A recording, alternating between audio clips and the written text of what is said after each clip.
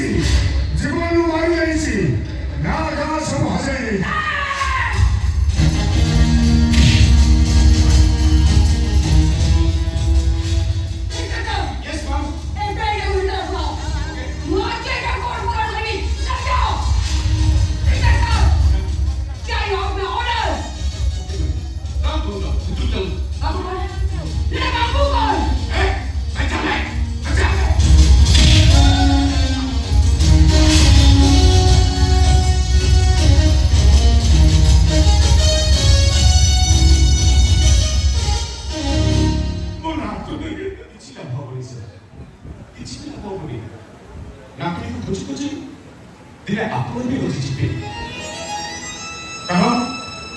এই সহরটা এবে এইমানক কবজারে এমানে রাতে বড় বড় ক্রাইম করিবে এলে পুলিশ সব দেখে শুনে চুপ করবে দিନରେ সভা সুতরা পোশাক পিঁধি এমানে সভা সমিতিরে বড় বড় ভাষণ দেবে এলে পুলিশ সব দেখিব শুনিব চুপ করিব ইয়ার সঙ্গে কিছু মিশা স্যার আপনি ওইখানে আসবেন এবার ঘরে ডিটেইলস আদায় করি ମୁଁ ଆପଣଙ୍କୁ ইনফর্ম করছি প্লিজ স্যার স্যার ভিতরে বসো ওই এই স্যার উপরে বলে আসুন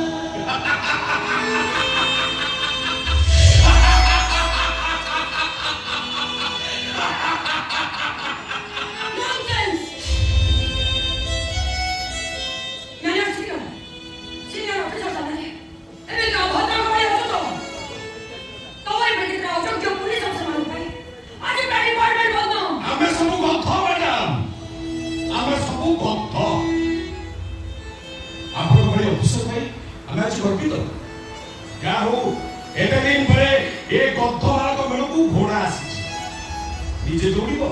সমস্ত দৌড়িব ହେଲେ ମ୍ୟାଡ଼ାମ ଇଏ ବି ମୁଁ କରୁଛି ଉମାଶଙ୍କର ମହାପାତ୍ର ସେତେବେଳେ ସେ ସ୍କୁଲରେ ପାଠ ପଢ଼ିଲା ବେଳେ ମୋତେ ଗଧ କହୁଥିଲେ ମୁଁ ଇଏସ୍ ସାର୍ କହୁଥିଲି ଆଜି ବି ସେ ମୋତେ ଗଧ କହିଲେ ମୁଁ ବି ଇଏସ୍ ସାର୍ କହୁଛି ମ୍ୟାମ୍ ତମ ଟିଚର ବୋଲି କହୁଛ ତମ ଟିକେ ଲାଜ ଲାଗୁନି ଆରେ ତମେ ତ ସେଠି ମେଳକୁ ପିଟି ପିଟି ତା ଗୋଡ଼ ହାତ ଭାଙ୍ଗିଦେବା କଥା ଠିଆ ହେଇକି ଭାବୁଛ କଣ ଯାଅ ପିଟି ପିଟି ତା କଥା ପିଟି ପୁଣି ଉଲ୍କା ବାବୁକୁ ପାଣି ଉଠେଇବା ଆଗରୁ ମୋ ଗୋଡ଼ ହାତ ଭାଙ୍ଗି ଯାଇଥିବ ମ୍ୟାଡ଼ାମ ଝିଅର ବାହାଘର ବୟସ ହୋଇଗଲାଣି ପୁଅଟା ପାଠ ପଢୁଛି ରୋଗିଣା ସ୍ତ୍ରୀ ବେଡ଼ରେ ବାପା ସେମାନେ ସମସ୍ତେ ମୋ ଉପରେ ନିର୍ଭରଶୀଳ ମ୍ୟାଡ଼ାମ ବଦଳିଯିବାର ଭୟ ନାହିଁ ଜୀବନ ଚାଲିଯିବାର ଭୟ ଗତ ମାସରେ ଆମ ଥାନାର ସବ୍ ଇନ୍ସପେକ୍ଟର ବଳବନ୍ତ ଦାସ ଟ୍ରକ୍ ଚକା ତଳେ ଚାପେଇ ପଡ଼ିଗଲା ଆମେ ସମସ୍ତେ ଜାଣିଲୁ ମର ପବ୍ଲିକ ଜାଣିଲେ ଆକ୍ସିଡେଣ୍ଟ ସେଇଥିପାଇଁ ରାତିରେ ଅଧିକ ମଦ ନ ପିଲେ ନିଦ ହୁଏନି ମ୍ୟାଡ଼ାମ ଅଫିସର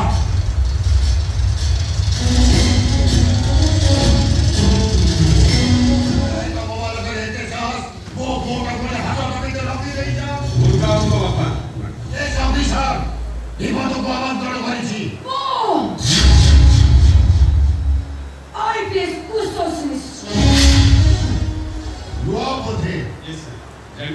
ଠିକ ଅଛି ଘରକୁ କହିଦିଅ ମୋ ପୁଅଟାକୁ ସରି କହି ଶଶବ ବନ୍ଦ ଗାଡ଼ିରେ ନେଇ ଘରେ ଛାଡ଼ି ଦେଇ ଆସିଲେ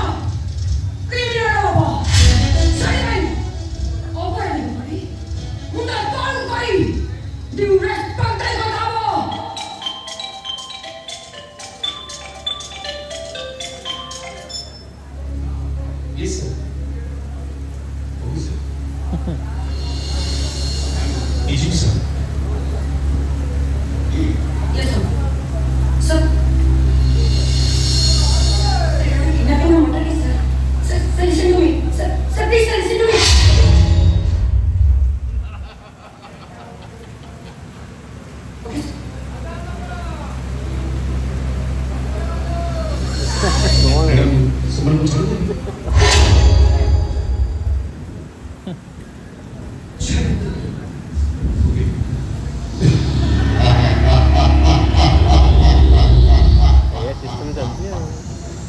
DCP साहेब तुम्हारा कोण ऑफिसर बने लेट नाइट रे हम मन पई ग्लास रे बत ठारती अरे बाबू एमिति किछि घटना अनेक किछि घटना घटी दिछि जे कि तमे प्रथम ऑफिसर वो को हाथ देखै देछि तेजसी आगକୁ ବହୁତ ଲୋକ କଣଟା ସବୁ ଦେଖଉଛି ଅପେକ୍ଷା କର ଆସବେ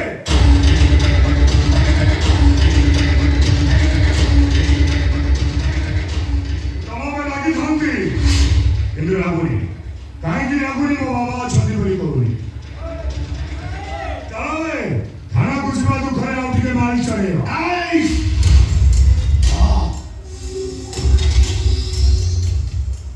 ଯିବା ପୂର୍ବରୁ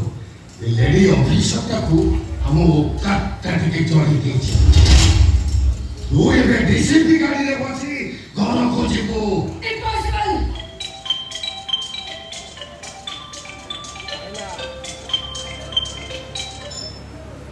Yes, sir. Okay, sir.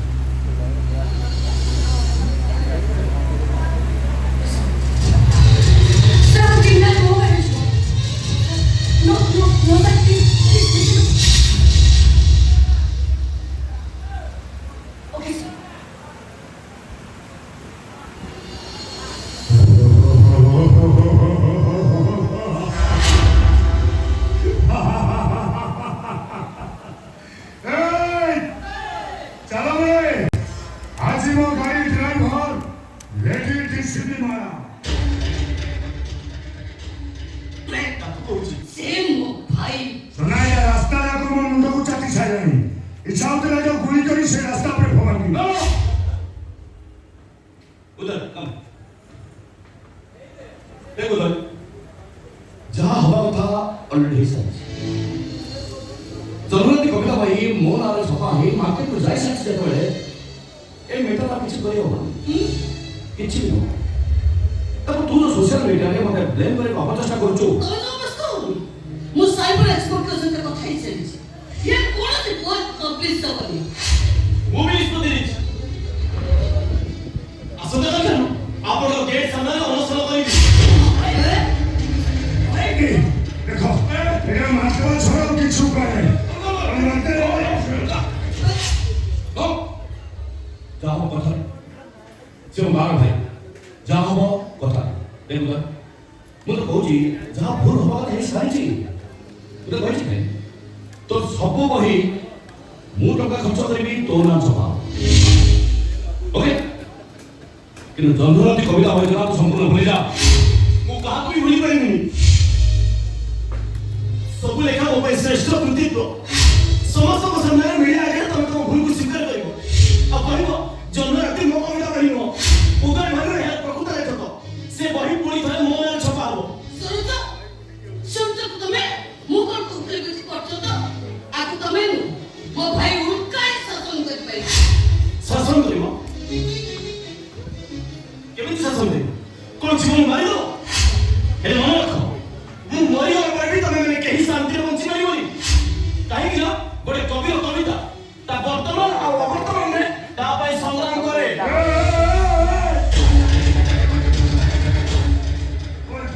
कौन करू संग्राम करू ହଁ କରିବି बंची थिला बेले संग्राम करू मरगला परे संग्राम करू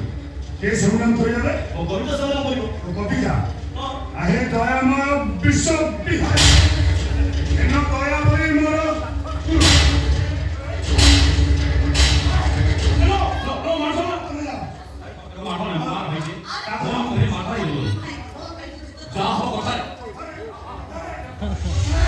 कथा बोले जाओ जाओ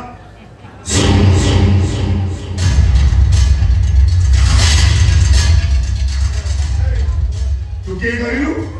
कॉपी हां कॉपी কবিতা লেখুছু এই কবি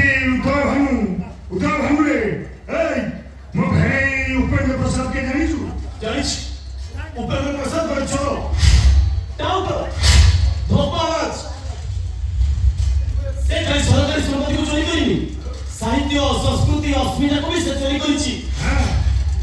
ମୁଁ ତାକୁ କେବେ ବି ଶାନ୍ତିରେ ବଞ୍ଚିବାକୁ ଦେବିନି ମୁଁ ତତେ ବାହାର ଦୁନିଆକୁ ଯିବାକୁ ଦେବିନି ଗୋଟେ ଘର ଭିତରେ ବନ୍ଦ କରି ରଖିବି ସେ ଘର ଭିତରେ ତୁ ବସି କବିତା ଲେଖିବୁ ଆଉ ସବୁ କବିତା ମୋ ଭେନେଇ ଉପେନ୍ଦ୍ର ପ୍ରସାଦ ନାଁରେ ଲେଖିବୁ ବେଳେବେଳେ ମୋ ନାଁରେ ବି ଲେଖିବୁ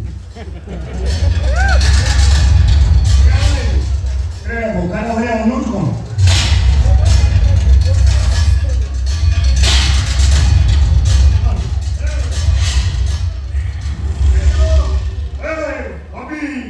ଫୁଲକୋବି ମୁଁ ତତେ ଦିନରେ ବେଶୀ ମାରିପାରୁନି ଦିନରେ ମୁଁ ସାଧାର ଅଛି ରାତି ହେଲେ ନଙ୍ଗା ପିଟି ପିଟି ତୋ ଦେହରୁ ରକ୍ତ ବାହାର କରିଦେବି ସେ ରକ୍ତରେ ବସିକି ତୁ କବିତା ଲେଖିବୁ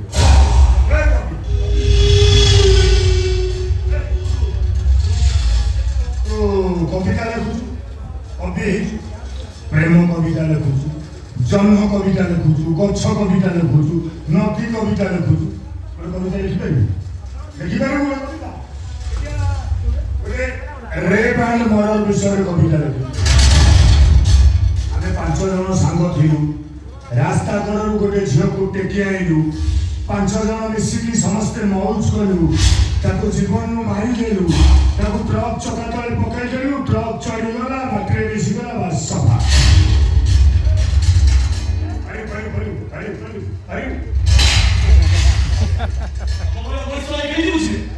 কবিতা কোন কবিতা কে লেখে কাহিনী লেখে আর কাহা পাই লেখে ভোকা গায়ে শুনে এই 4-5 দিন তলে ମୋ ଭାଇ ଗୋଟେ କବିତା ବହି ପାଇଁ ଗାଁ ସାରା ସମସ୍ତଙ୍କୁ ଡାକି ଖାଇବାକୁ ଦେଲେ ପେଟ ଭର୍ତ୍ତି ଖାଇବାକୁ ଦେଲେ ଅନେଇଲୁ ଗାମୁଛା ଖଣ୍ଡେ ଖଣ୍ଡେ ବେକରେ ପକେଇ ସତ୍ସମ୍ମାନେ ବିଦା କଲେ ସେଇଟା ମୋ ବହି ଚନ୍ଦ୍ରରାତି ଏଇ ତ ଗୋଟେ ଚୋର ମୋ ଭାଇକୁ ତାଙ୍କ ନିଜ ନାଁ ଛପେଇ କବି ସାଜିଛନ୍ତି ଆଉ ସେ ବାବଦରେ ମୁଁ ମୋ କରିଗଲି ତମକୁ ଲଗାଇ ମୋତେ ଟିକେ ଉଠେଇ ଆଣିଛନ୍ତି ମୁଁ ଜାଣିନି ମୁଁ ଜାଣିଛି ନା ହେଲେ ଆଉ ଛଡ଼ା ଯିବନି ଗୋଟେ ଘର ଭିତରେ ବନ୍ଦ କରି ରଖାଯିବ ଭିତରେ ତୋର କବିତା ଚାଷ ବାହାରେ ଆମର ଅମଳ